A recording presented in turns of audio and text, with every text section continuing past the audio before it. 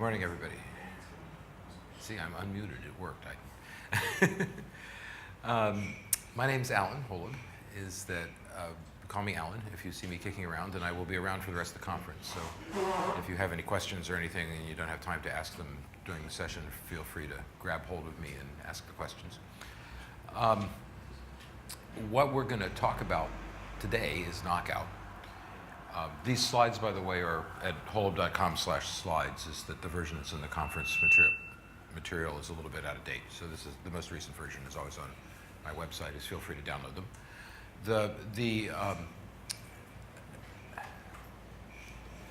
I'm going to say a few impromptu things, though, in the course of doing this talk, because I sat in on the Angular talk a couple days ago that Pearl did. And whenever you talk about Knockout, you have to be talking about Angular at the same time, and vice versa. The two technologies are very complementary. Some have one of them has one advantage, one of them has another. Which one you use is going to depend on how you want to organize your application and what exactly your application is doing. The main difference is that Angular is an entire ecosystem in a sense. Because once you commit to Angular, you have committed to Angular's way of thinking in your entire application.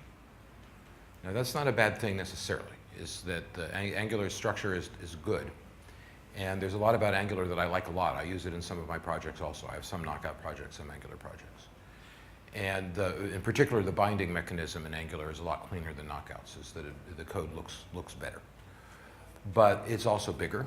It's a harder thing to learn. It adds more complexity overall because the people who are maintaining your code really, it's disconcerting when my voice suddenly gets louder. The people who, I think that's too loud. I'm starting to hear feedback. When you're maintaining an Angular application, the people who are maintaining it really have to know Angular or it's not going to be maintainable. So those are all downsides. I've been told it's a little bit faster than Knockout Angular is, but I don't know that I believe that. I think that's going to depend on which benchmarks you're doing. But they're both equally bad in terms of efficiency, is that they're both doing an awful lot. If you think about how both systems have to work, what we're really doing is using JavaScript to completely rewrite the input in order to turn it into something that you could have written yourself but didn't want to. And that takes time. That pass takes time. So any of the frameworks that are doing this, that are starting out with something and turning it into something else, are going to add sometimes considerable inefficiency to your system. And it applies to Angular, it applies to Twitter systems, it applies to all of them, right? Everything where there's a lot of changes going on. Knockout is relatively lightweight that way. It does do some transformations it has to, but it's relatively lightweight. So the main advantage that Knockout has, to my mind, over Angular is that Knockout is a simpler standalone system. It's something that you can integrate into your application that has no hooks into anything else. Angular, for example, does integrate to jQuery, but it has its own jQuery. It's got a version of jQuery that's optimized specifically for Angular. With Knockout, you don't need that. You can just use the off-the-shelf jQuery. And I like that. I like the fact that it's a more independent kind of system with respect to other things that you might be using on the same page. So which one you want to use is really just kind of a judgment call, is that I don't think one is clearly better than the other. They're just different. And it's certainly worth knowing about both of them so you can make an intelligent decision about which is the best way to go. As I said, in my projects I use both. So, well, not in the same project, but I use one in one project and then the other one in other projects. Knockout was invented by Steve Sanderson. He's got a really good blog, so I've given you the URL for it. And there's a YouTube presentation that he has on Knockout that's worth looking at. One of the things that Steve does in that presentation, which I think is good to watch, is that he has live demonstrations of how Knockout works. I am deliberately not doing that in this talk because I hate it when I go to a talk and somebody is doing a live demonstration and I don't have a record of that. As I come home from the conference and you don't have written down anything that the guy did live on the screen in front of you. So I'm just going to ask you to trust me that things behave the way that I tell you that they behave. When I say if you change this, that will change, just believe me. I think you don't have to actually see it happen on the screen in front of you. On the plus side, what we get from that is that the slides will actually have the code in it so that you can have something to refer to later on in the talk. Steve's demo is a live demo though, so if you want that, do that. He's at Microsoft now, but Knockout has nothing to do with any other Microsoft technology. There's no connection between anything Knockout and anything in the Microsoft stack. So but it's compatible. It's an MVVM system, and it's compatible with the other MVVM stuff that Microsoft is doing, at least philosophically. You download it, just like all of these systems. You put a script tag in your source code file, and you're off and running. And that's all you have to do. There are minified versions out there. You can download them from anywhere you want, from Edge network, or you can put it onto your own system. Knockout is pretty flexible in terms of the browsers that it will work under. One of the advantages of Knockout over Angular is that Angular requires more modern browsers. You'll see that Knockout, for example, goes all the way back to IE6, is that Angular does not. I believe the earliest version on Angular is 8, it's IE8. So if you went backwards compatible, Knockout is a clear choice, is that it has better, older browser capabilities than Angular does. And the reason it does that is because it doesn't leverage a lot of the new JavaScript pieces and the new HTML5 and CSS3 pieces that other frameworks like Angular do. So it does what it does quite nicely, but it will support all the major browsers back to relatively old implementations. Now, let's talk a little bit about theory. Whenever people talk about Knockout, oops, what happened here? I got a slide in the wrong place. Well, I'm going to go forward and then go backwards. I put a slide in the wrong place. Oh. Keynote is sometimes odd about. Okay, actually I'm changing my mind. Let's go back here. Theory is important here, is that architecture is important here. Because if you don't understand the architecture properly, you really won't understand what we're trying to accomplish. And there are a couple of rules that we want to follow in order to have a solid UI architecture in a contemporary application. The first one is that all of your changes should be localized. In other words, if something changes anywhere in your business logic, the changes that are related to that should all be close by to the place that you're changing the business logic. Now, that's kind of flies in the face of convention, if you think about it. Because I'll have a few more slides on Model View Controller in a moment, but people in Model View Controller say, of course, it's good to separate the business logic from the UI. And that is one of the stupidest statements I have ever heard in my life. The UI and the business logic are never separate. Never happens. If something changes in the business logic, the UI is going to have to change. It's that simple. Now, you do want separation from an implementation point of view. In other words, you want somebody who's an HTML guy to be able to mess around with the HTML and not have to delve into whatever code that is involved in creating that HTML. So that kind of separation, of course, that's good. Is we want to have a separation of concerns at the level of the people who are working on the system. But the fact is that if the underlying functionality of the program changes, the UI is going to have to change. And the real question then is, when that happens, what is going to make our life simplest? Now, I'm a big Agile guy. Is that, in fact, usually when I do conferences, I don't do technical sessions like these. I tend to do Agile, Agile process sessions. And one of the biggest problems that people encounter when they start doing Agile is that the code is not written in such a way that it can stand up to the stress of being changed all the time. And by stand up to the stress, what I mean is exactly that, is that you can break an entire system with a minor change if the program is not designed with change in mind. And one of the things that reduces that stress is having all of the changes localized, having them all happen in one place, so that a customer comes in and says, well, this isn't quite right, and you need to tweak, but all the tweaks are in the same place, or at least close to being the same place, at least in one place. So it's essential then that we organize our systems in such a way that if we make a change to the business logic, we make at most one change to the UI system and we're done. So is everyone following what I'm trying to get at here? Architecturally, this is important. So you don't want to duplicate work. You don't want to have 17 views, all of which have 17 controllers, all of which connect to one business object. Because that means that if you make a change to that business object, you've got to make 17 changes. And that's too stressful. It's going to suck up way too much time in an agile world to be a viable architecture. So model view controller, as far as I'm concerned, is a complete failure with respect to UI architectures. You know, if you think about it, think about model view controller, right? I work in the San Francisco Bay Area. In the San Francisco Bay Area, if you are 35 years old, you're an old guy. It's hard for 40-year-olds to get work in the Bay Area because they're too old. They're set in their ways. There's all this old junk that they can't think about all the new cool stuff that we're doing now. Model view controller was invented in 1968. Right? And the issue here is that why do the rules get relaxed for it somehow? We've learned a lot since then. You know, and it's just too old. It worked well back then, but it doesn't really work now.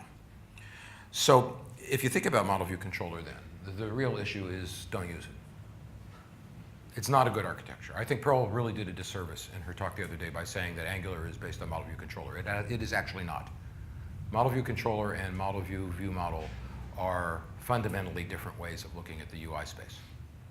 And imagining that they're similar simply because they have the words model and view in them is, I think, incorrect. They are not. So you really shouldn't be thinking model view controller. And the biggest problem with model view controller, of course, is that the idea was that we have a view and a controller and a model, and the controller serves to separate the view from the model so that we can change one without changing the other. But as I just said, that never happens. In other words, if you look at a real model view controller system, you have that, which is a picture that never appears in the books. Right? And the problem is that when that model changes, everything to the left of the model has to change also, and that's an awful lot of work. It's too much work for me. Put another way, it doesn't actually separate the business logic from the view, because every time you change the business logic, you have to change the controller and the views.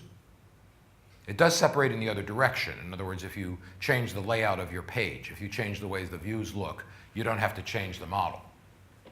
But that's only a one-way separation. I want a two-way separation, or I want at least ease of maintenance if things move in both directions.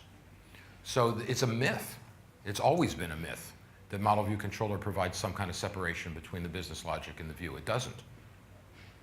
If you change one and you have to change the other, you don't have any separation. So at the key, in the middle of this, is the notion of data abstraction. And there are some concepts that spring from data abstraction just kind of naturally. So data abstraction means that you shouldn't know how an object works, if we're going to go into an object-oriented paradigm.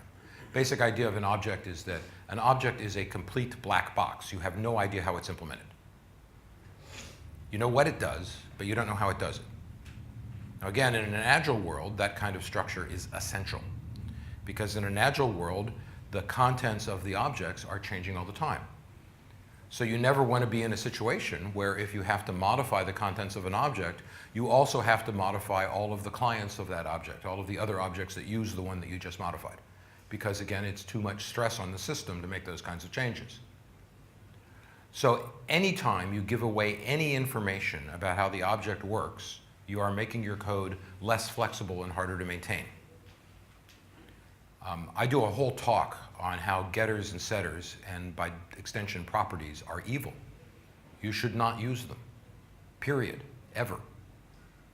And it's a big problem with some of the Microsoft architectures, obviously, because they depend on them. But why shouldn't you use them, right? Why are those architectures flawed? And the answer is that if I know something about how the object is implemented, I cannot change that implementation without risking having that change rippling out to the rest of the system.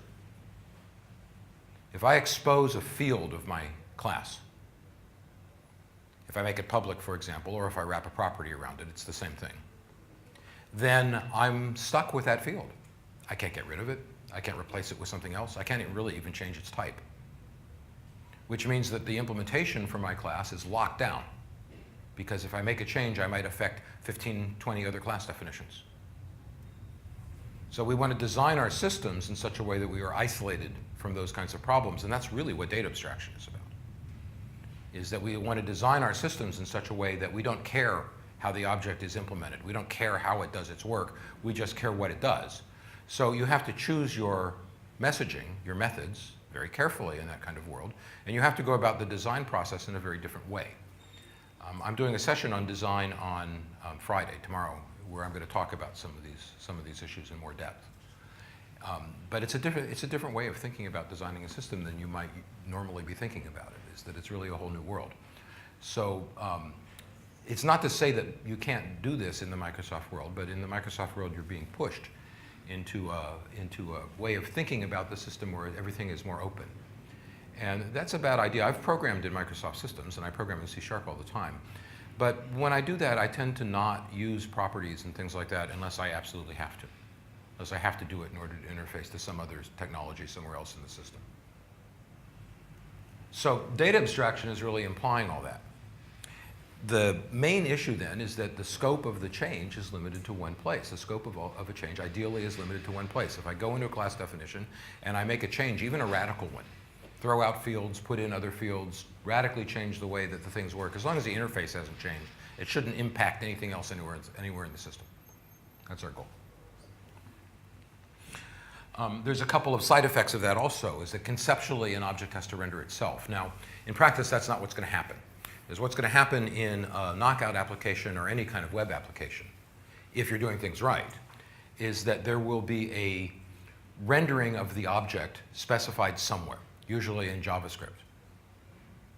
And there will be the object itself specified somewhere else, usually in a language like C# or Java or Ruby or whatever your server side is implemented in. And the two will be connected. They'll be tightly coupled to each other.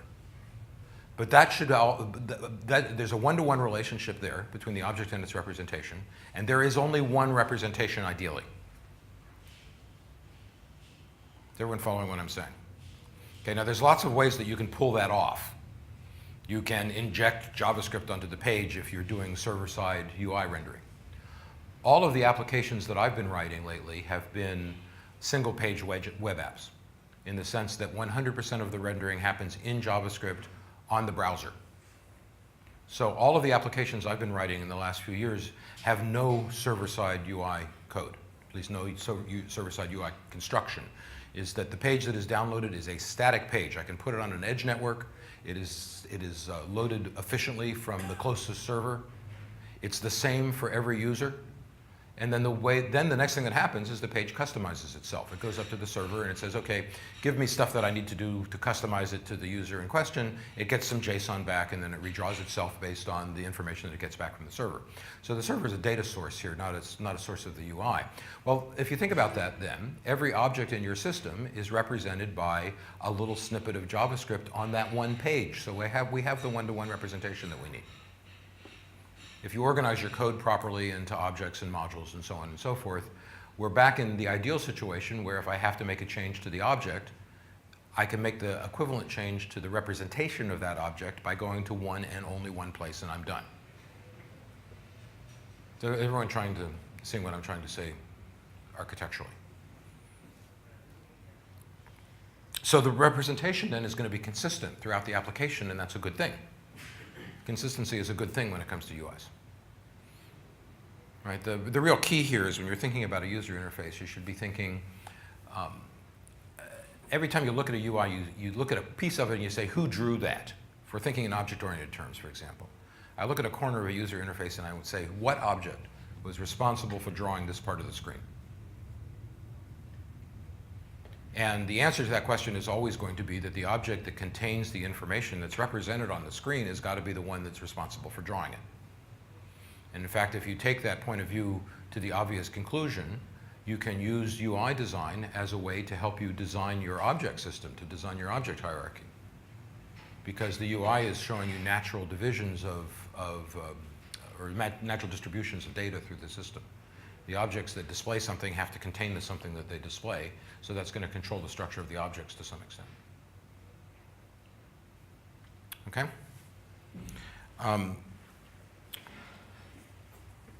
So ideally then, we want a world where we have a server that produces something, sends that something off to a client. In other words, it's just taken the name and represented it in JSON and sent it off to the client. And then the client makes a connection, a binding, if you will, to something on the UI. And ideally, when something changes, everything else just changes automatically in order to compensate. And that should happen in both directions. So again, if we're thinking in terms of these object-oriented systems and how they should work, what we're saying is that the representation of the object is, for all intents and purposes, part of the implementation of the object. It's not a separate thing. It's physically a separate thing because we have to do part of it in JavaScript and part of it in Java or in C#, but conceptually it's one thing. And changes should just automatically flow back and forth between one side or the other. Now, Knockout, and Angular for that matter, handles just a piece of it. It just handles that piece. And Angular is exactly the same. It just handles that piece. So it's up to you to write code on the server that accommodates AJAX notifications that come up from the browser that say this has changed, and then update the equivalent objects on the server side. That's your job, is that Knockout. Neither of the frameworks do any of that work. But at least they can handle the connection between the JSON representation of server state and the way it looks on the screen. And in both cases, it's bidirectional. Okay? Questions? All right, so that's the theory here. So thinking, oh, this is just model view controller, that's not really going to help you much. This is not model view controller anymore. To quote the Wizard of Oz, you're not in Kansas anymore. Okay? So let's look at how Knockout accomplishes some of this stuff. The basic notion in Knockout is the notion of a binding. A binding is a way of connecting two pieces of the system to each other so that when one changes, the other one changes automatically. Bindings are something we've all been doing for a long time, but we've all been doing them in relatively complicated ways. In other words, there's event models of some sort. When something changes, you send a notification to something else, and the thing that you've sent the notification to then has some sort of complex communication with the thing that just changed in order to get the new value. And Knockout and Angular hide all that. So we can have a more direct connection. So here's an example of the simplest possible binding in the Knockout world. The basic idea here is that there's a magic data bind element. And this is the one thing that Knockout is going to do in its pre-processing of the page when the page is at first loaded. The ko.apply bindings down at the bottom is the thing that actually does the work. In the case of Knockout, they divide the page conceptually into two chunks. There's something that they call a view model. And the notion of the view model is that the view model is a piece of active code which is serving as your link to the server representation of the data. So the JSON that comes down from the data is stored in the view model one way or another. Here I'm just putting it in the view model directly. It could, of course, go into an object that's inside the view model if you wanted to. So that this dot first name and this dot last name, that's information that would have been downloaded from the server. Does everyone follow me here? And then there's the so-called view, which is a little bit of HTML up at the top. And it has that magic data bind argument in it. As I said, that's when you say apply bindings, that's what Knockout does, is it scans through the entire application looking for those data bind elements and modifies some code accordingly. You can write your own bindings. Knockout comes with a bunch of them. You can write your own. We'll look at how to do that in a minute. The data bind element can be attached to pretty much any displayable HTML. In this case, interestingly enough, applied to a strong element. It doesn't have to be a div, for example, or a span, or something that has no rendering effect. It can be applied to anything at any level. So here I've applied the text data binding, and I'm applying it to the first name field, which is down in the view model. Is everyone with me here? Now, if it was nested inside some other object, in other words, if it was server data.firstname, I would save server data.firstname up on the top and I'd be done, right? As long as there's a connection between the JavaScript name of the thing and the name that you wrote, what you put here, your set. Okay, is everyone seeing how this connection is made? So what happens then is that when somebody modifies the view model, if I change the data, then the text that is displayed in the first name field changes automatically to reflect that. And you don't have to do anything special. You change the view model and the view changes. So what this binding is letting us do then is separate concerns with respect to implementation, and that's a really good thing, is that we can put together an HTML representation of a page without having any notion except this chunk of data is going to go here. And all of the plumbing necessary to change something in the code at the JavaScript level and have that change reflected on the page is done for us automatically by Knockout.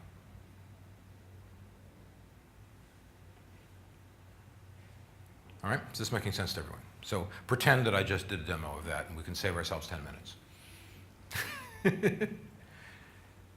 Make the change in one place, it appears in the other. So data bindings can go in two directions. And generally speaking, that's what you're going to want. In other words, the example that we were just looking at, the binding was single directional. I make a change in the data and the displayed value changed, but it had nothing to do with input fields. What if we want to have it work with an input field? There's a different kind of data binding for that, which is the value data binding as compared to the text data binding. So the text data binding says when this changes, it's going to change to something that is representable as straight text. I'll look at the list of bindings in a moment, but there's also an HTML binding so that you can represent HTML in your JavaScript, and that is pulled through into the representation. But you don't do that very often, to be honest. This is mostly it's text. Values go in both directions. Values are bidirectional. And the other trick is that I've now added that ko.observable wrapper around the value. Going back to the previous slide, there's no wrapper around it. I've just said this.firstName gets the string and I'm done. When I move over to the bidirectional version, I have to make it observable. I have to make that string observable. Is everyone with me here? Mm-hmm. Can the input distinguish between the change that the user's made and the change that Knockout has made? Like on the event, like on the change event? It doesn't matter who changes the... If you were to write some JavaScript to insert stuff into that text element, it would be the same as if the user had typed it in terms of Knockout. So if you're doing auto-completion or something like that, it'll work fine.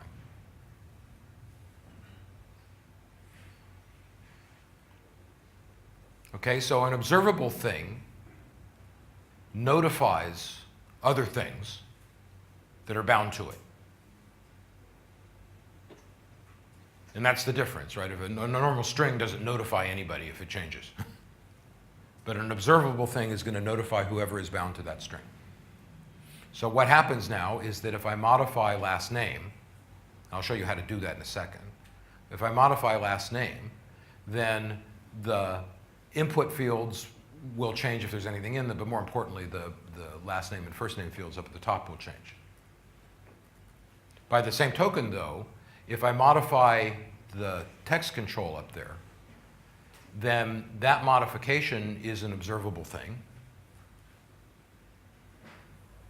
And it will modify the first name field, which then is bound with a text binding to the representation on the top, and everything will settle down in a moment and the changes will all be reflected. Or to put it another way, as I type in the first name field, the first name displayed at the very top of that dialog will change also automatically.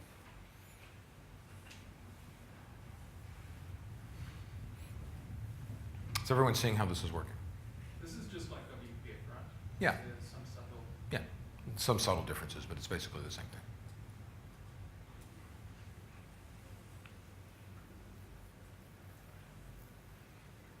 You know,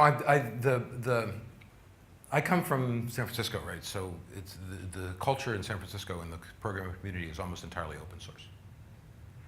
And even the Microsoft shops in the Bay Area tend to leverage open source when they can to build things. So often I've been seeing Microsoft apps that are using things like Knockout on their front ends. And there's no reason why you can't mix and match. So for a lot of this stuff, there are equivalent Microsoft stack things that will work. And again, it's just a judgment call as an architect as to which way you want to go. Right? Is the open source ones have all of the advantages and disadvantages of open source. Right? It's the open source stuff is there's a lot of flexibility there. You have a lot of options that you wouldn't have otherwise, and it's also less reliable. Right? So it's a trade-off. Okay, is everyone understanding how this binding is working now? This is a simple two-directional binding inside Microsoft or inside Knockout. If you went to Pearl's talk on Angular, Angular does all this with two curly braces instead of saying KO observable and that sort of thing, and that's cleaner. I think they win that one. But it has exactly the same impact. So the next order of business is what you were getting at earlier, is what if we're actually needing to compute values inside our logic that are not directly represented by single variables. So here what I'm doing is computing a value which is the full name. Now I want that to be observable, but because it's a computation, that has to be done in a slightly different way. So the basic idea of observability with respect to computed values is I add another wrapper, I put a function in there. So the basic idea is that when either the first name or the last name changes, the full name has to change also. And again, all of these bindings are going to happen automatically. So you go and look up at the top, and I still have the data bindings in place. There's still text and so forth, but now I've added a data binding for the full name. Is everyone following what I'm saying here? So what will happen then is that when the first name or the last name is changed, Knockout will figure out that those things were used in the computed field and update the computed field also. Or to put it another way, it will call this function.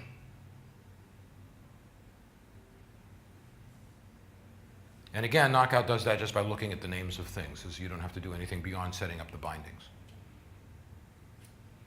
So everyone's seeing how this is working. Now, the other thing to notice here that's new is that it says this dot first name open paren close paren to access the value.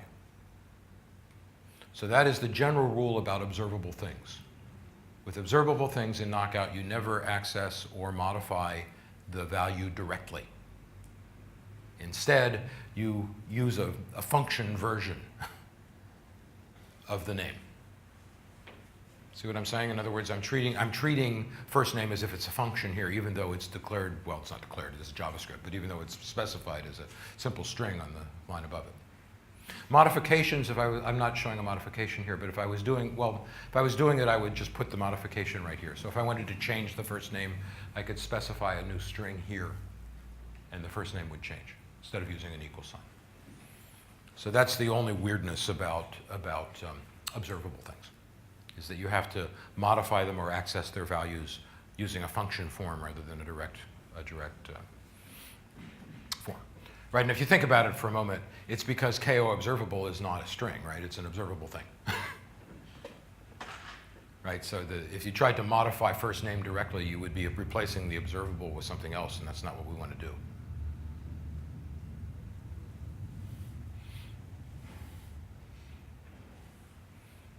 Okay, questions?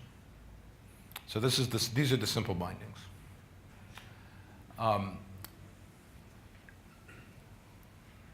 Here I'm just putting a slide in that's demonstrating what I just said in terms of modification, but it's also adding a new capability, which is that capitalize button on the bottom. So here we have something on the form being modified entirely in code. You click the capitalize button and it's going to capitalize the last name. So the capitalize button is circled up there at the top. It's a button, normal button element. and it is got a different kind of binding. This is a click binding. So there are a whole series of bindings that you apply to form elements to capture standard form notifications, click being the most common one. So what this is saying is that click events on this button are tied to the capitalized last name thing, whatever that is. And if you look down at the bottom, what you see it is a function. It's just a normal function. So when I click on the button, I'm going to end up in that bound function down on the bottom. Now, the reason this has to be done through a binding is because Knockout has got to look at the inside of that function and see if any of the bound things are modified by the function. And it does that, and it says, oh, there's a last name. It's being modified. There's a binding here. So that last name then gets modified inside the function by converting it to uppercase.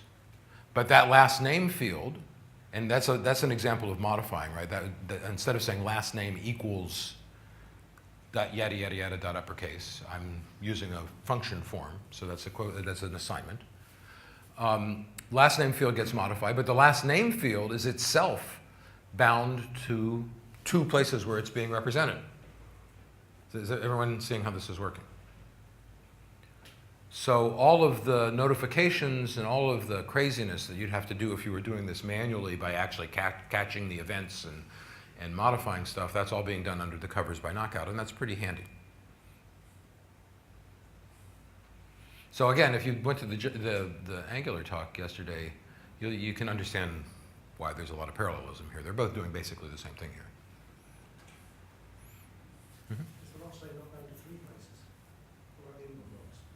Well, I just typed into the input box. It's not really, notice that the input box, the text that I typed is not in uppercase. So it's not really bound to it. It's the thing that generated the event that got the changes moving, I suppose. But, oh, I see what you're saying. I take it back. It is, but it's not changed, is it?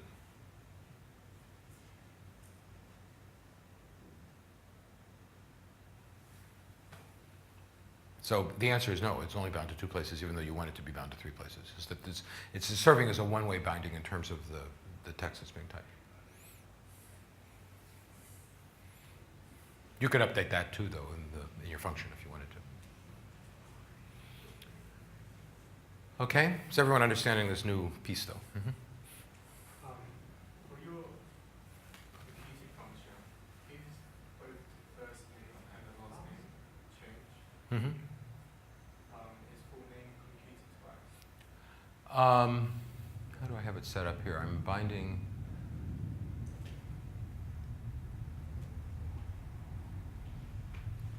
You know, I don't think it will in this example because I don't have the binding into the. Let's see, is that it's going to. The click. No, it'll just change back is what'll happen, right? In other words, the capitalized button is just uppercasing the word, but then if you modify it, your modification will update the first. If you modify Holub to something else, it will update the full name to whatever you just modified it to, which means that you'll get rid of the capitalization. You'd have to click the capitalize button again to capitalize it.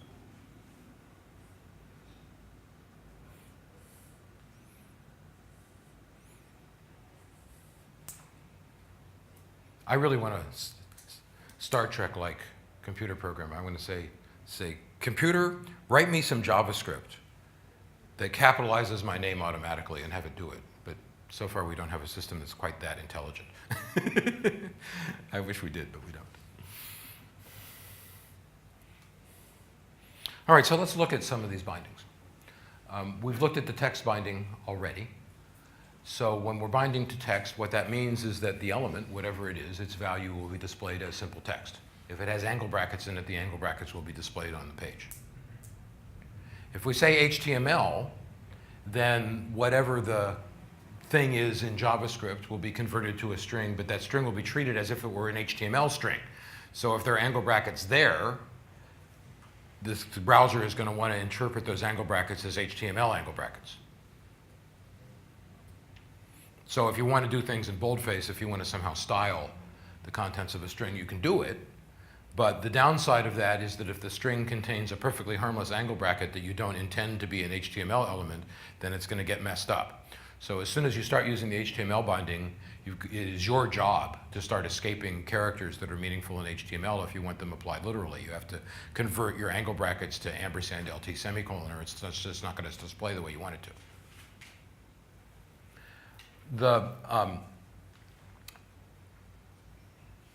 Let's see, what are the next one? The next simplest one is probably visible. And basically that's a Boolean binding. And if the associated variable, the thing that you're bound to, is true, then the element, whatever it is, will be visible. So that's a way to make things appear and disappear automatically depending on what the value of an element is. But it's treated as true or false using the normal JavaScript rules.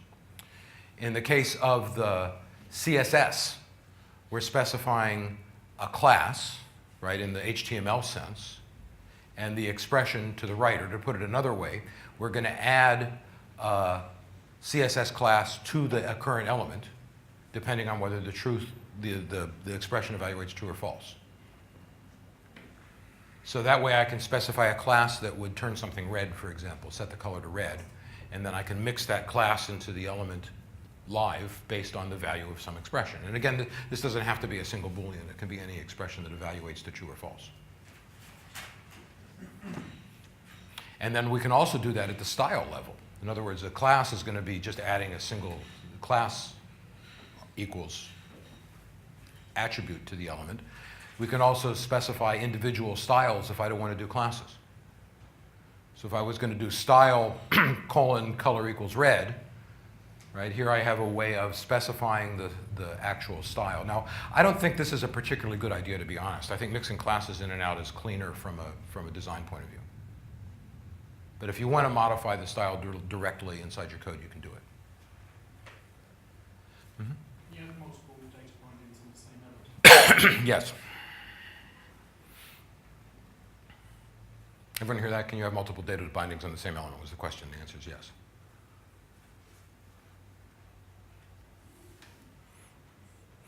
All right, now there are a couple of other bindings that are also really interesting. And the attribute binding is one of the more interesting ones. Is that here I'm modifying entire attributes. So let's take a look at how this is working, is that I have KO observable down there, which is the URL field inside a view model. So this view model thing is a piece of JSON, effectively, right? In other words, this could have come from a server as it stands.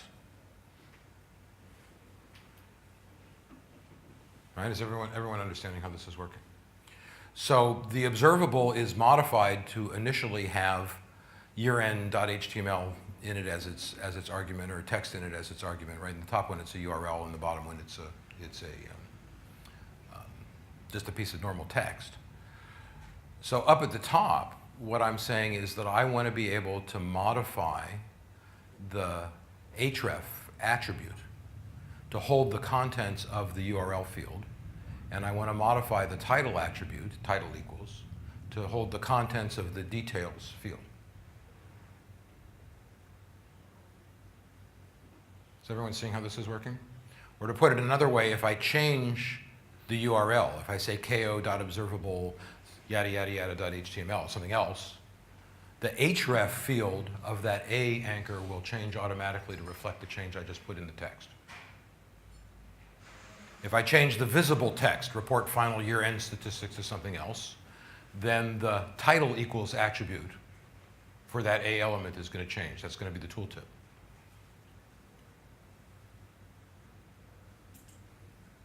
Is this making sense to everyone? This is different from a text binding, right? The text binding would have changed the visible text of the A anchor, right? It would have changed the contents of the element. We could do that too, of course. So basically, using these bindings, we can change any piece of the HTML that we want to change. We can change the CSS style, we can change the attributes of the element, we can change the style associated with the element, we can change the contents of the element, everything between the open element and the slash version, the close element down at the bottom. We can change all four of those things. And again, it's all happening automatically. If I make a change to the view model, the change will be reflected automatically in the A element, as I don't have to do anything to connect those other than establish the binding.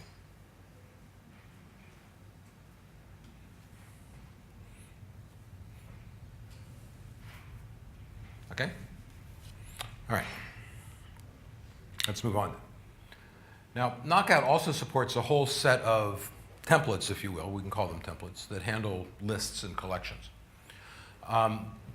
Angular does the same thing. In both cases, it's pretty slow. So one of the performance I've worked on websites where I've used this list mechanism heavily, and it ended up being too slow by the time I was finished. There's some things that you can do to optimize the way lists update themselves in order to speed stuff up. But if you do it wrong, you're going to be in deep trouble, as you don't want to be making too many round trips to the server. In particular, if you're not careful, you'll have a situation where you have to make a round trip to the server for every list element that gets displayed, and that's going to take too long to work. This is a problem in both Angular and in Knockout, so you've got to be careful about the way that you implement these hooks so that you're not getting your data in too small chunks, otherwise it's going to take too long to update the page. But let's look at how the list things work. So up at the top, I have that for each binding. And there are, again, a sequence of bindings that we'll look at to do flow control. So what we're saying is repeat the contents of this element for every element of the seats array.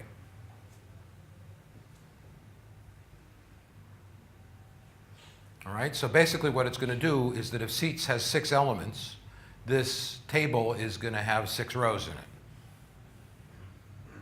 And what we're specifying then inside the for each element is one of those rows, the contents of one of those rows.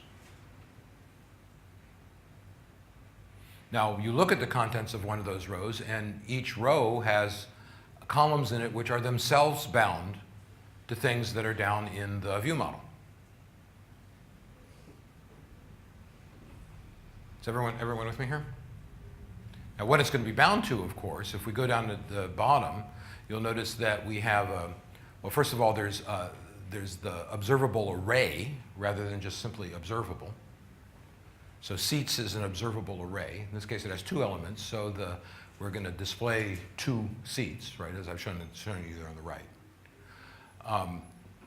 Each seat reservation is initialized, in this case, with the names Steve and Bert, and with the meals that they're going to take. I just took this example, by the way, out of the Knockout documentation. The available meals are up above it, or slightly up above it, right? That's the array of possible available meals. And the seat reservation class is at the top. If you haven't programmed in JavaScript, the way to make sense of this is that a JavaScript class is effectively controlled by its constructor.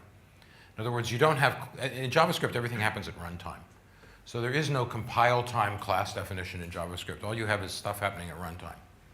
So the way an object is created, and the way a class is specified, is through its constructor. All right, is everyone following me here?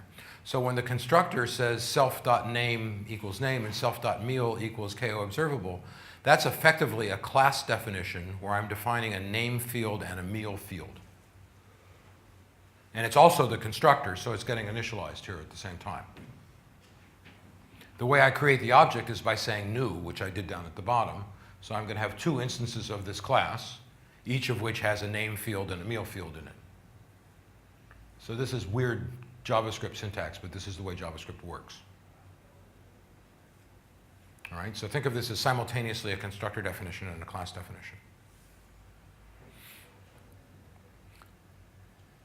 So tying it all together then, we have a data binding to the observable meals, meal name, and observable meals price field. So if either of those change, then the contents of the table is going to change. It's a text binding. It's only one directional here, right? Because these are not input elements. They're just text elements. And the contents of these arrays, though, could come from anywhere. In this case, they're declared inside the actual JavaScript, but again, it's basically just JSON, which is to say it could be downloaded from a server.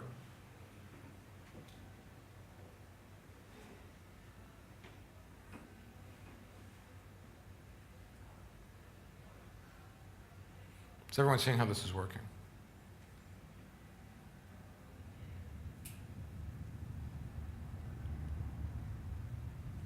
A couple of you are nodding. I always get nervous when a class like this gets this quiet. Either everybody's lost or everybody needs to keep reading, which is fine. That's, again, the reason I prefer to do it this way than doing it live in front of you, because we can all have time to absorb the code that we're looking at instead of having it fly by in a matter of seconds.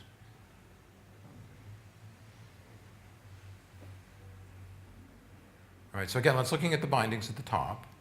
I'm going to replace the for each is going to say effectively duplicate the contents of the body of this element as many times as there are elements in seats. So mentally imagine that what happens here is knockout is going to change that one TR element into two TR elements, one for each of the seats. And then also imagine there's something like a this pointer going on, where for each of those rows, it'll effectively have its this pointer pointing at the correct array element.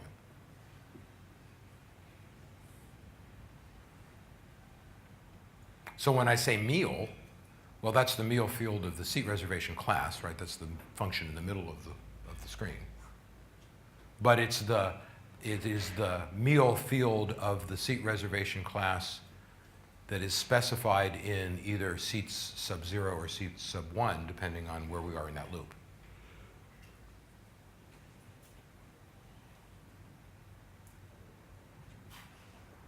I'm seeing more nods. That's a good thing. Again, if you have questions, just blurt them out, as I'm happy with that.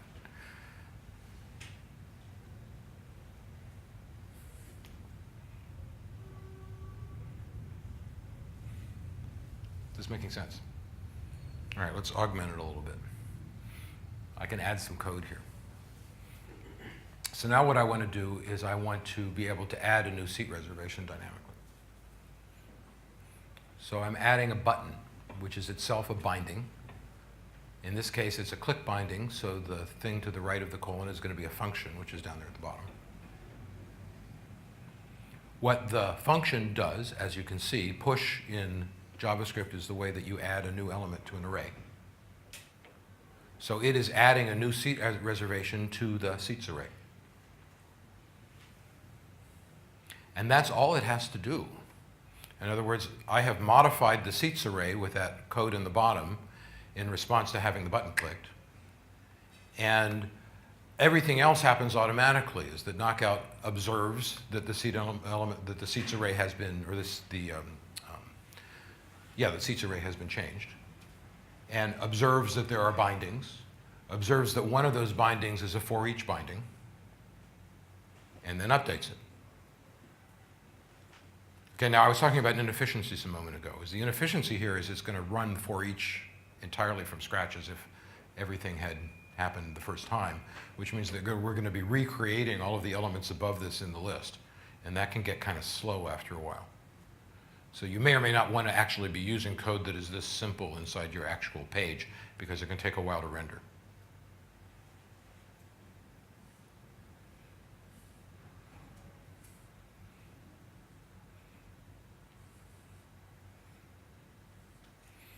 But is everyone understanding how the bindings are working?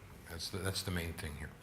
The point that I'm trying to get across from the slide is that I have effectively written a little JavaScript that is modifying the array, and the view updates automatically in order to reflect that modification to the array. Mm-hmm. So what would be the alternative of mixing probably two types of development, one knockout and the other one using jQuery to append to the end of the list or something? Well, you don't want to use jQuery, but you could, there are a couple of ways you could handle it. One of them is by having two lists is the obvious one, right? And have a second list that's built on the other one. The third one is that you could not actually be updating. You could do the updates in such a way that the stuff that was already there remains there. It's not updated. In other words, you can change the bindings in such a way that things are not bound all the time. So there is a way to do it in the cloud. Yeah. And in fact, the tutorial that the JavaScript creator or the knockout creator that I referenced to you earlier, it demonstrates that. So go take a look at that YouTube video, and there's a demo of it right there. Okay, so run with me in terms of how this is working. Okay.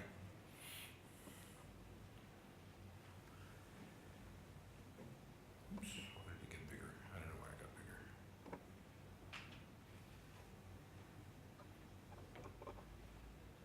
Now let's add a little bit of automatic formatting here. Let's take this example and modify it again. Is I want things to be laid out like it's shown on the bottom.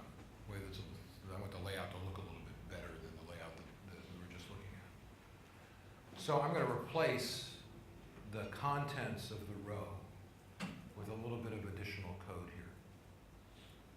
So the old row was just a straight binding through to the data. And now what I'm doing is I'm still binding the name through to the data, but I'm binding as a value rather than binding as text. We'll look at that in a second. And then I'm using a different kind of binding, an options binding, for the selection box now. Right? So is everyone understanding the difference here? Is I replace the static text with the selection box. So the options binding is doing the obvious thing, right? Is that this is a select, right? It has options on it. If you look at the right, it's got a little arrow, and you can click on the arrow in order to get the drop down. So what this binding is going to do is it's going to provide us with a list of options from available meals. And then it's going to take the meal and use that as the value element of the select. And it's going to take the meal name and use it as the text element of the select. I'm assuming you know how a select works in HTML. All right, is this making sense to everyone? So the dollar root is just a way of getting back to the view model. Yeah. Inside. Yeah, it's because there's too many we don't know what this is here. One of the frustrations of programming in JavaScript is that it has this very odd kind of object model, and sometimes you think you know what this is, but you don't. There's a I don't know if I've done it here, but I have var self equals this about halfway down. As you see that a lot in JavaScript, you go, what's that about, right? And the answer is that this might not be what you think this is, depending on where you are in the system itself. You know what that is because you assigned it. Right, so it's a way to kind of keep track of that kind of craziness, and the same with the root is that I have to get up to the root in order to get back down because I don't know where I am. And that's a knockout thing, rather than That's a knockout thing. Dollar root is, yeah.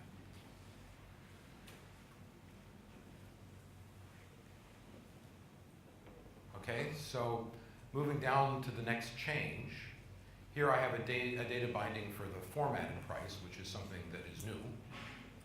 But how do we format the price? And the answer is we have a computed. We looked at a computed a little bit earlier. Here's another example of computed. So what we're doing is computing a value that is going to be inserted for the formatted price as text, not as HTML, but as text. And the way that I'm computing is I'm getting the price out of the current object, and then I'm producing a string down at the bottom, right? The dollar sign there is just the string dollar, right? Because that's not anything magic. So I'm putting a dollar to the left of the price, and I'm formatting the price as a fixed point with 2 decimal places number. And then if there wasn't a price specified for some reason, I'll print none. That's the top line there in the example. That was the default meal is a sandwich, so there's no special prices. You have to pay extra for lobster, but you don't have to pay extra for a sandwich.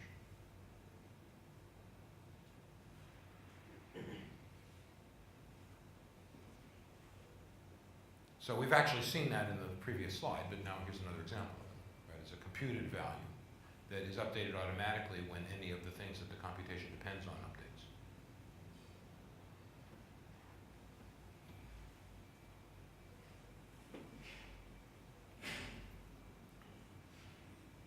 what is meal that's been assigned to the value there? Well, meal is the arrow is pointing at it, right? It's that observable right up above. Right, self.meal gets KO observable. No, yeah, in that bit, but in the data bind of the options, you've got value meal, Yeah. and that is a JavaScript function. Accept value, so JavaScript object. That's going to be there's a value equals attribute in the select, and that's going to be modified value colon is knockout, Yeah. right? But what that's saying is it's going to modify the value chunk of the select option. Yeah, I'm just wondering what it's being set to. If you're not doing it as in this format, you're just writing HTML or something, you know, you can be set to an int or a string or something, but what's it? Well, let's trace it Is down. It gets set, KO observable? well, to the value of the KO observable. Right? In other words, it's a binding. It's a kind of binding. Yeah. Right? So it's going to work like any other binding would.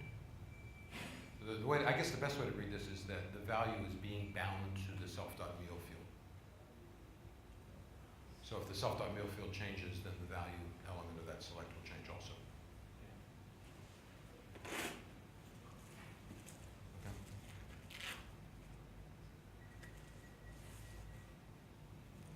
So let's go to the next obvious place.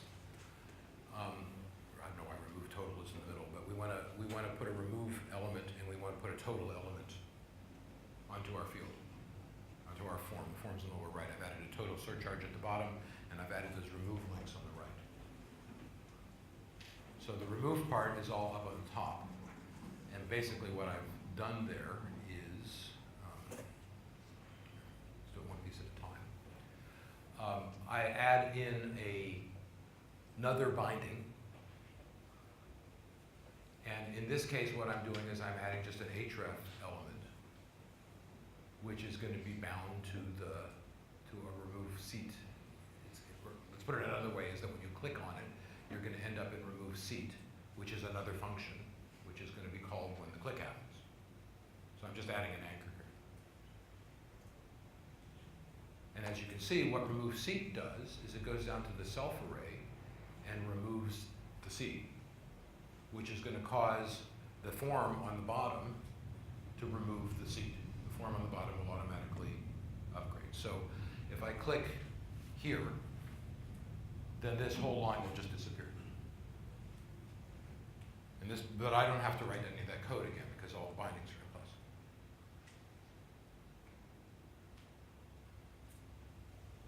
Adding a total is a similar kind of issue, is that I'm putting a total up in the form itself, on the view. So total surcharge is the text. Underneath that, I'm using span because there was nothing else really to glom onto, is that there was no other element that I could put the binding in. So I added a span. Here it's got a data binding that is going to be represented as text, and what it's going to represent is the contents of that, running that JavaScript.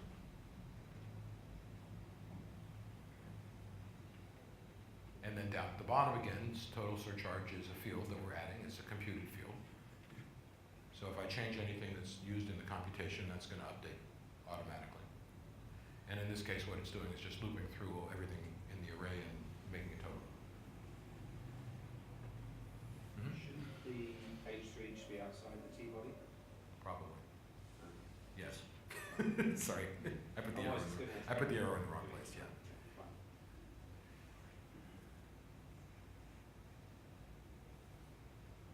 Okay.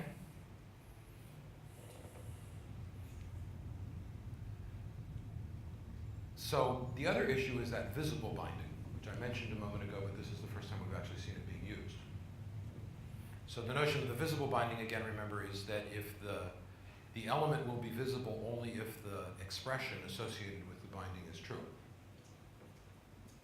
So in this case, if the total surcharge is less than or equal to 0, that whole line, total surcharge colon, is not going to be displayed.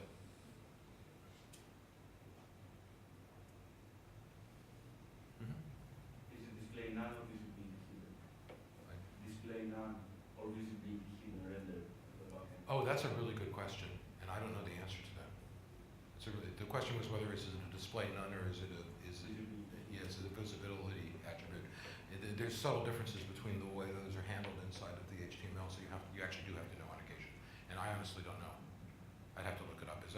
When I have questions like that, what I usually do is just use Firebug to display the rendered JavaScript and then take a look at the rendered JavaScript.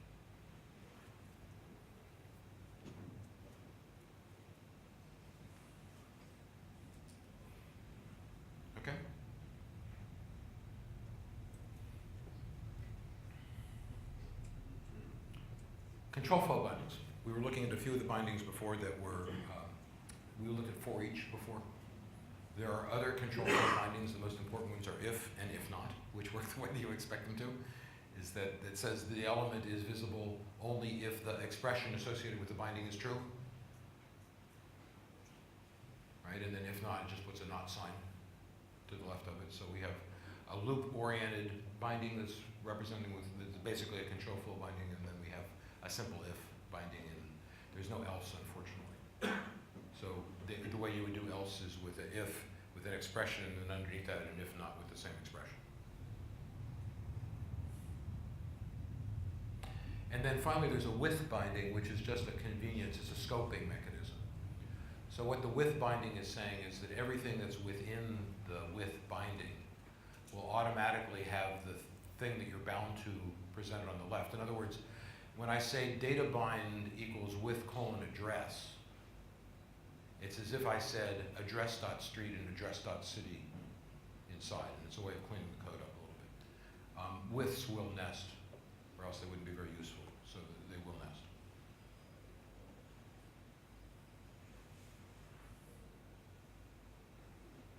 And they can be combined. Right? Data bindings can be combined. So the basic idea here on the top is that I want to represent that screen on the bottom, but I want to do it with various kinds of bindings being applied all at once. Excuse me. If you look up at the top, there's this is a little bit of jQuery being thrown in here. Right? It's the way that jQuery makes a thing that looks like that thing on the bottom, whatever we want to call it, a menu bar or whatever, is that it you present it with a list, with a standard UL kind of list, and then jQuery translates that into the form that we see on the bottom. So when I'm creating a list here, what I'm actually doing is specifying the inbox and archive and send and spam elements, and I'm doing that using a data binding with a for each, right? In other words, I'm saying for each of the folders, add a list element, which is going to appear as a button on that button bar.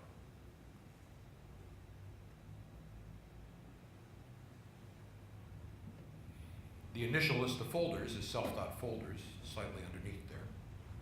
Notice that the chosen folder ID, right, the thing that I just picked, is an observable.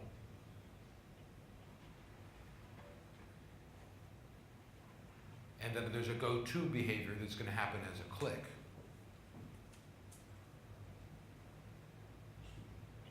Right, is everyone seeing how this is working? So basically I'm combining bindings here in the sense that if you look up above, right, the LI, the list element there is both a text and data binding. And there's also a CSS binding there, and there's also a click binding there. I've got 4 bindings in the same element. So the CSS binding, for example, is going to change the CSS based on what's selected. So what that's going to effectively do is move the dark background to whatever button I just clicked on. But when I click on it, I'm also going to call go-to-folder underneath, which is going to change the chosen folder to the current folder, but that's also a binding. So that's going to update anything that's bound to.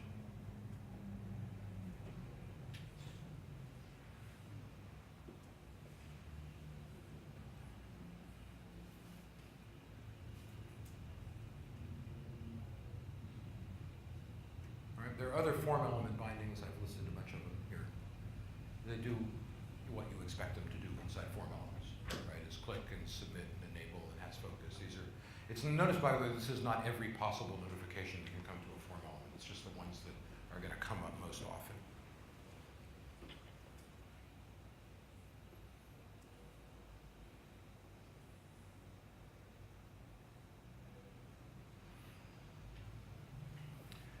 Let's look at how some of them work, though. Here's the event binding.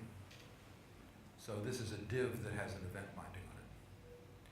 So what we're saying is that when you get a mouse over event on this div, then go execute the mouse over, enable details. When you get a mouse out, you're going to echo display details or disable details. And then there's also a visible binding on the div that's underneath. So if details are not enabled, that second div will disappear.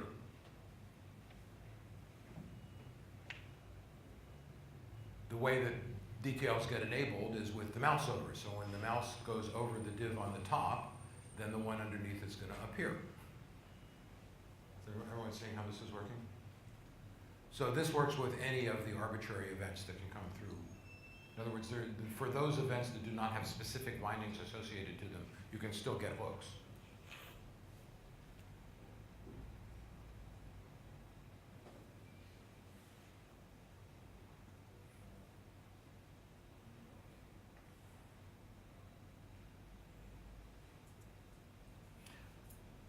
Other sorts of bindings. We have a value binding here. And the value binding has parameters associated with it, right? So I have a data binding that has a value, which is the user password. So the basic idea here is that we're going to update the view model as a side effect of things changing.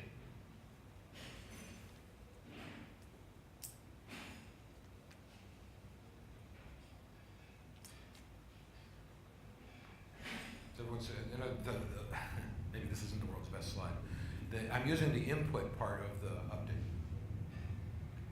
See what I'm saying is that underneath there it says value update : input. So what that means is that the view model is going, or the update is going to happen in the view model when the input of the text area changes. If it was a different kind of element, I might want to key in the binding to a key up element, in which case it would say value update : key up. You can think of the colon as being equivalent of on in this case. Or value update : key press, which is going to update as a side effect of the user pressing a key, or after key down, which means they're actually typing at this point.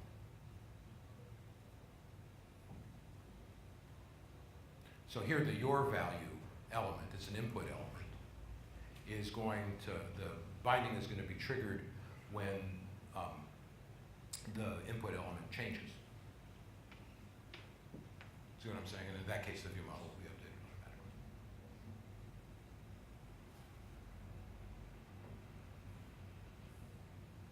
What's the default for that? The default, what do you mean Yeah, default? what's the default when the binding be updated by default? Is it like when the element loses focus or something? You mean if you didn't say input or key up or something like that? Yeah. I don't know, I've never done that. My guess is that it will be ignored entirely.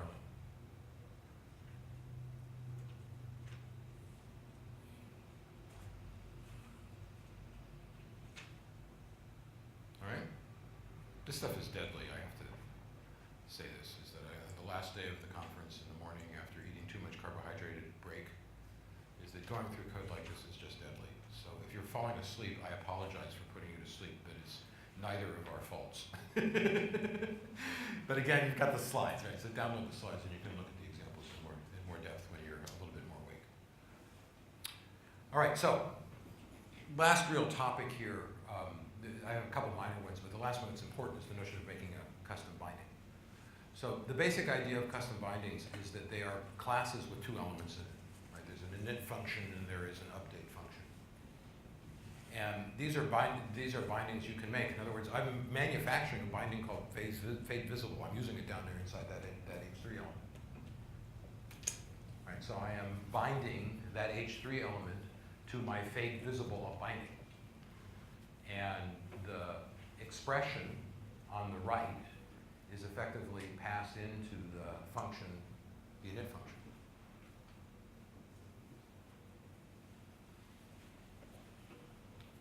Right, see what I'm saying? In other words, the points used greater than points budget, that's evaluated, and that becomes the value accessor element of the function, of the init function of the button. So the way bindings work then is there's an init, which is triggered obviously when you do the binding. And then there's an update, which is triggered whenever the bound thing updates. And all of the bindings are actually implemented this way.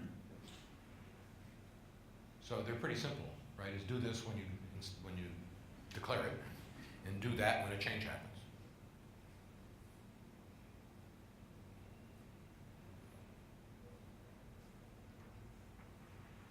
So this is actually kind of useful. It can vastly simplify your JavaScript because you can, remember, you can have multiple bindings on a given element.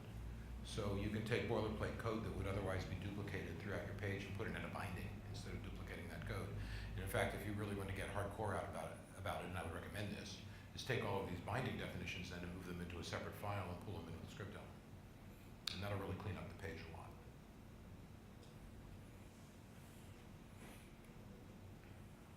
And then this also works very well with jQuery. So all that I'm trying to demonstrate here is that here's a JQ button data binding that's being used to make this look like a jQuery button instead of a normal button.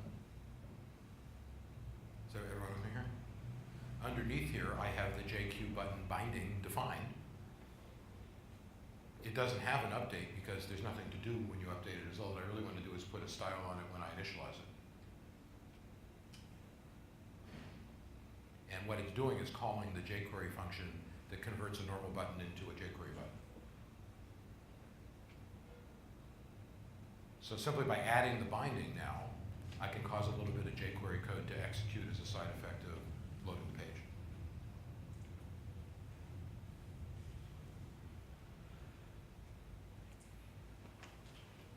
You know, and I can really leverage this to do full-blown custom widgets if I want to, right? And there's a lot of code here. I don't think I'm going to go through every line of it. But the main thing I want to point out is this is just another custom binding.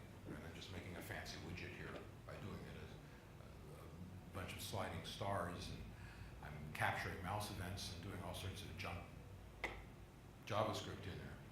But the point is that it's just another custom binding. So I can put on the bottom, I'm just making a TD and calling it a star rating, and I'm done.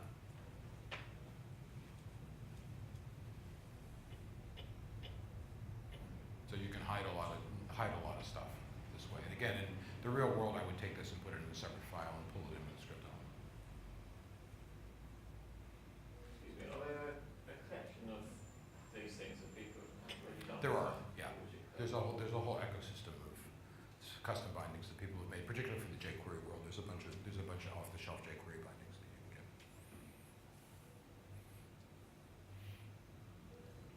Okay. So I've been talking about Angular on and off, so I'm not going to talk about Angular more. So are there any additional questions about the things we've been discussing? So that's basically Knockout. It's actually pretty simple. Is that if you work through a little tutorial on the Knockout website, there's a good tutorial on the knockout.js.org website. You'll get this stuff down just one time through the tutorial. It takes about half an hour to learn. And once you get the idea of how bindings work and stuff, it just kind of becomes second nature. As I said, in terms of comparing to Angular, the advantage of Knockout is what we've just seen is all of it. So it does what it does, and that's all that it does, and it's simple, and it's relatively easy to control, and it's not hooked into any specific way of organizing your code or looking at the code as a whole, and it's simple. I like that. The downside compared to Angular is Angular's syntax is a little bit cleaner. That double curly brace thing that Angular does is actually pretty nice. I like that. So it's up to you as to which way you want to go. It just depends on what you're building. Do the bindings have to appear in the HTML that you bind after that? Could you find in your JavaScript already existing page? So if they were dynamic. The bindings are all processed. If you look at, I don't know if I have way back at the beginning here. There's one, ko.apply bindings. That's when the bindings are processed. Yeah, and the data finds attributes.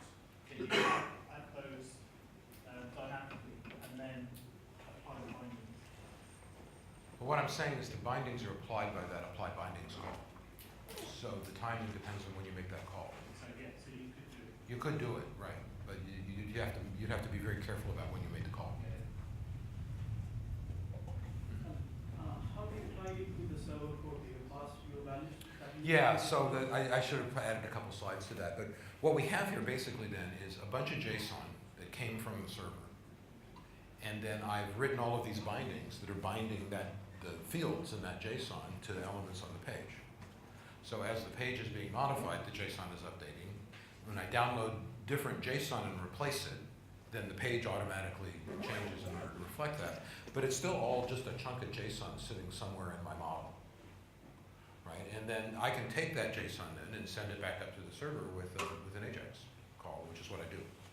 Now, as to when you want to do that, that's a design issue, right? If you do it too often, there's going to be too much back and forth to the server and things will slow down. If you don't do it often enough, you're going to run the risk of losing information when somebody changes the page and you don't want them to. So that's a design decision that you just have to make.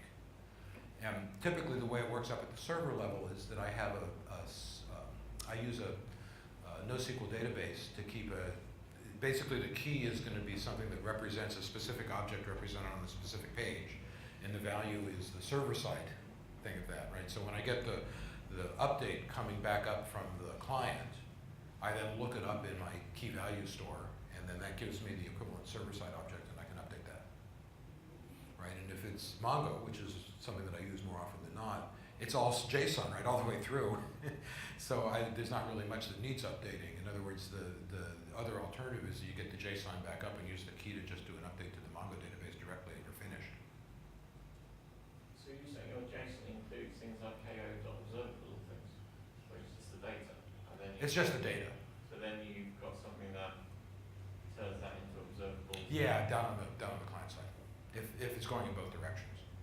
But you know, a lot of times it doesn't go in both directions. That's only if the form is an input form. Is that more often than not the data that you're representing is not being modified by the user. Right.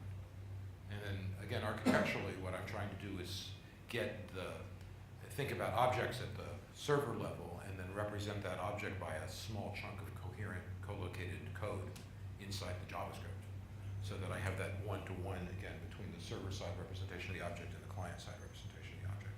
So if I need to change this, I've got to look here too, but that's the only place I have to look.